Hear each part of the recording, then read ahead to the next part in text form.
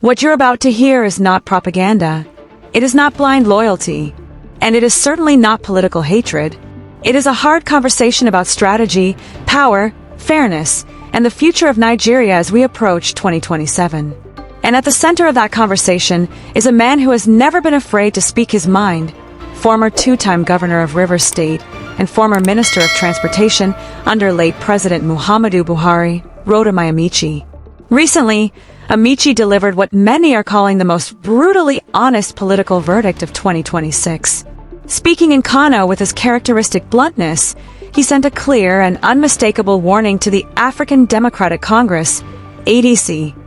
Parading a northern presidential candidate in 2027 is not just risky, it could be political suicide. He did not whisper it. He did not imply it. He stated it plainly. He said he would support whoever emerges as the ADC presidential candidate, but he advised the party to look around and identify the best material that can convince Nigerians that things will be turned around. Then he laid out 3 criteria: capacity, age, and respect for the unwritten law of power rotation, which currently favors the South. Let us pause there, because that statement alone carries more political weight than many campaign rallies. When Amaechi talks about respect for rotation, he is referencing one of the most sensitive balancing mechanisms in Nigerian politics, the informal agreement that power should alternate between North and South to maintain national stability. After 8 years of Muhammadu Buhari from the North, the presidency shifted south in 2023 with the election of Bola Ahmed Tinubu. By 2027, Tinubu would have completed only 1 term, 4 years. The political arithmetic is simple. The moral arithmetic is even simpler. Expecting the South to surrender power after just 4 years contradicts the very principle that has helped keep Nigeria's fragile unity intact. Now let's address what many believe was the unspoken target of Amaechi's remarks: Atiku Abubakar. When Amaechi mentioned age as a key factor in candidate selection, it was impossible not to connect the dots. Atiku Abubakar has contested for the presidency multiple times. By 2027, he would be approaching 80. Age alone should never be a disqualification. Wisdom often comes with experience. But politics is perception as much as it is policy. And perception matters. Voters are increasingly asking whether Nigeria's future should continue to be decided by leaders who have been contesting elections since the 1990s. This is not an attack. It is a generational question. Nigeria is a young nation demographically. The median age is under 20. The frustrations are modern: digital unemployment, inflation, tech innovation gaps, insecurity shaped by 21st century dynamics. Many young Nigerians want leaders who can match their energy, understand their realities, and physically endure the demands of national leadership. Fair or unfair, youthfulness has become symbolic of renewal. And that brings us to the strategic nightmare scenario for the ADC if they ignore Amaechi's warning. Imagine 2027. The ADC fields a northern candidate against President Bola Ahmed Tinubu. In the north, Tinubu will not be a stranger. He would have spent 4 years building alliances, consolidating power structures, distributing federal projects, and strengthening political relationships. Federal incumbency is powerful in Nigeria. Access to state resources, influence, security architecture, and political patronage all become strategic weapons. So what happens? The ADC's northern candidate fights Tinubu fiercely in the north. But the real collapse happens in the south. Southern voters will ask a simple question. After 8 years of northern presidency under Buhari, and just 4 years of a southern presidency under Tinubu, why should power rotate back north immediately? What fairness principle supports that?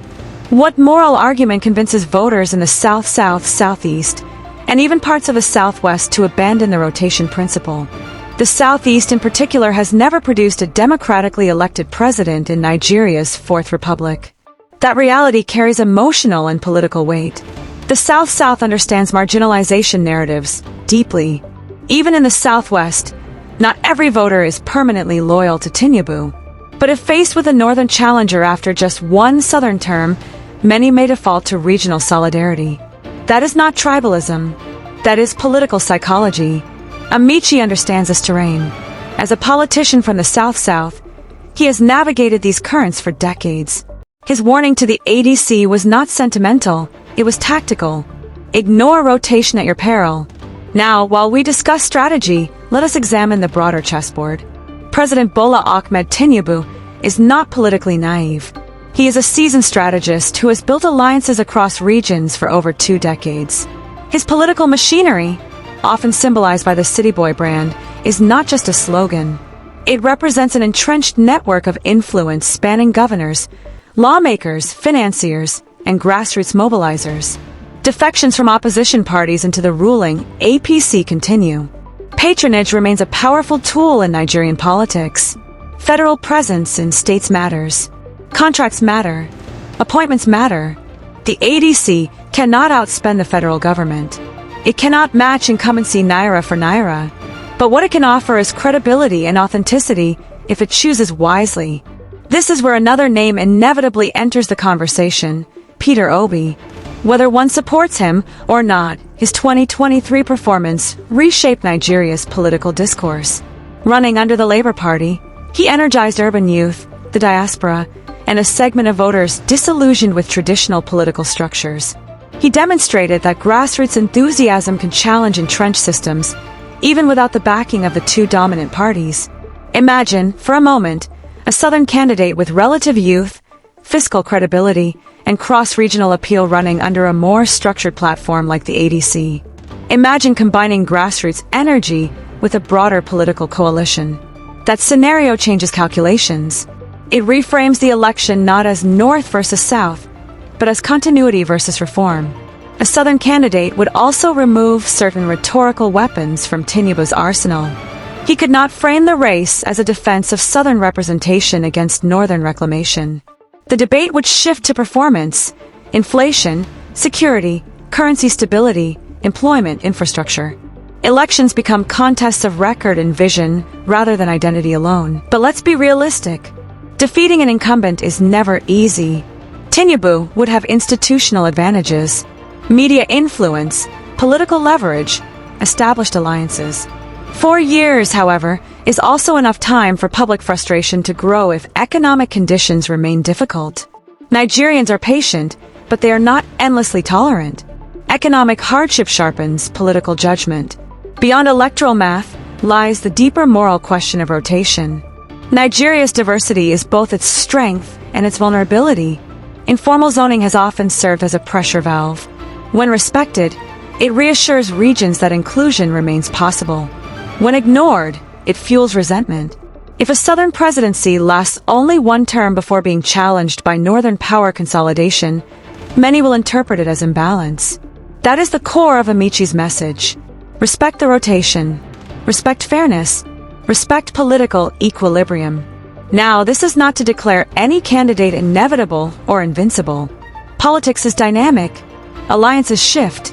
Crises redefine narratives. But strategy matters. Symbolism matters. Timing matters. If the ADC chooses a Northern candidate in 2027, it risks alienating Southern voters before the campaign even begins.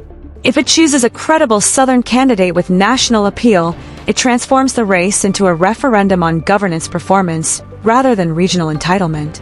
And let us be clear, Nigerian voters are more informed than ever. Social media has democratized political debate. Young voters scrutinize budgets. Diaspora communities influence narratives. Civil society watches closely. The era of unquestioned political dominance is fading.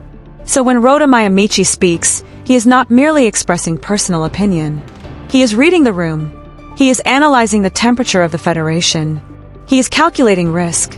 As 2027 approaches, parties will make decisions that determine not only who runs, but who unites, who divides, and who convinces. The path forward for the ADC is not about sentiment. It is about realism, capacity, age dynamics, regional balance, electoral psychology. Nigeria stands at another crossroads. The question is not simply who wants to run. The question is who can win and who can govern effectively afterward. And as always, these conversations matter. Because democracy thrives not on silence, but on debate. This is Brainspot Media, bringing you political analysis that is direct, informed, and unfiltered. Stay informed. Stay engaged. And as always, the future of Nigeria will be decided not just by politicians, but by voters who understand the stakes.